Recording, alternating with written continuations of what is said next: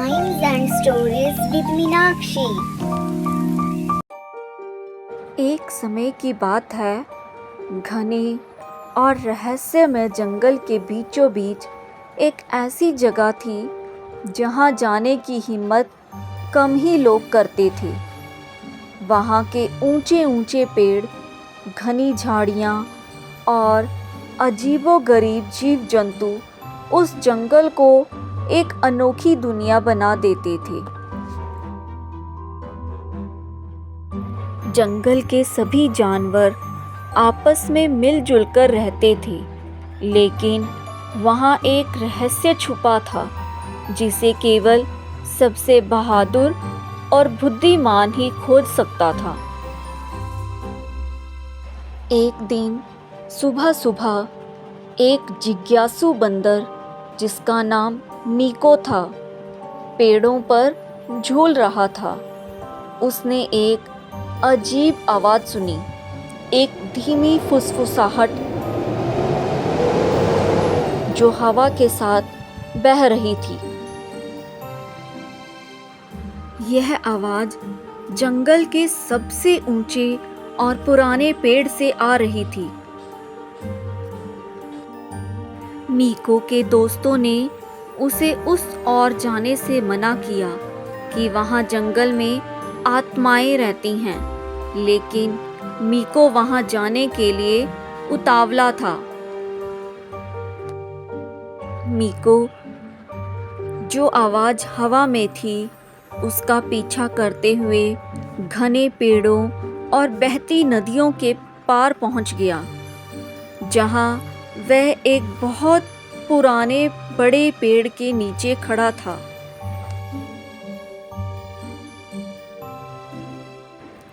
उस पेड़ की जड़ें बहुत बड़ी, उंगलियों जैसी मुड़ी हुई थी।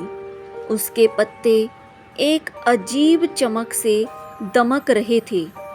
आवाज़ और तेज हो गई। मीको को फील हुआ कि पेड़ उसे कुछ बताने की कोशिश कर रहा है। तभी एक बूढ़ा तोता वहां आया, जिसके पंख सूरज की तरह चमक रहे थे। वह एक डाल पर आकर बैठा। तोते ने मीको से कहा, तुमने रहस्यमयी पेड़ खोज लिया है। यह पेड़ जंगल की प्राचीन बुद्धिमानी को समेटे हुए है, लेकिन केवल वही इसे सुन सकता है जिसका दिल साफ हो। मीको ध्यान से पेड़ को सुनने लगा। उस पेड़ की जड़ों के नीचे एक जादुई क्रिस्टल छिपा था, जिसमें जंगल को किसी भी खतरे से बचाने की शक्ति थी। इस शक्ति के साथ जिम्मेदारी भी आई। मीको को जंगल के सभी जानवरों को इकट्ठा करना था और उन्हें सिखाना था कि वे प्रकृति के साथ संतुलन में रहें। नहीं तो क्रिस्टल की शक्ति हमेशा के लिए खत्म हो जाएगी। मीको ने अपने दोस्तों चीता, सांप और हाथी की मदद से यह मैसेज पूरे जंगल में फैलाया। साथ मिलकर उन्होंने सीखा कि प्रकृति की शक्ति को नियंत्रित नहीं किया जा सकता, बल्कि उसे संरक्षित करना चाहिए।